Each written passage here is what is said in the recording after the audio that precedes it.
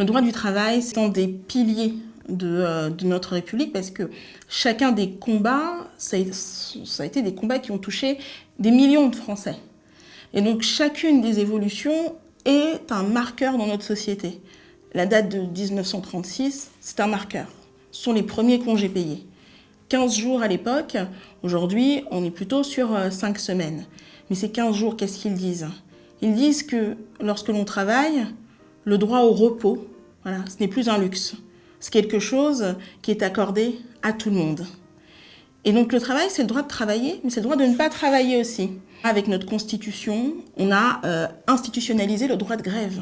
Donc le droit de manifester, le droit d'affirmer aussi ce mécontentement donc vis-à-vis des conditions de travail et donc de ne pas aller travailler. On a eu d'autres évolutions ensuite dans notre droit, le congé maternité, l'ouverture de l'assurance chômage, pouvoir se prémunir contre le risque de perdre ce travail.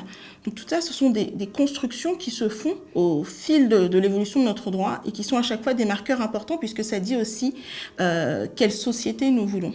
Il y a un élément qui est vraiment l'élément déterminant dans un droit du travail. C'est qu'il y a deux catégories de personnes, les salariés et les employeurs.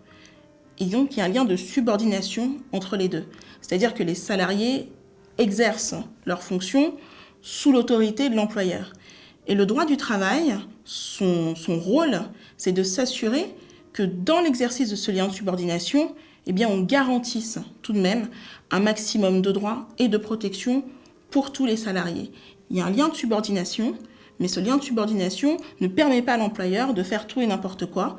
Et c'est pour ça qu'on a le droit du travail qui va garantir que lorsque l'on a un travail, par exemple, on ne va pas pouvoir être licencié sans que ce soit pour une vraie cause, donc ce qu'on appelle une cause réelle et sérieuse.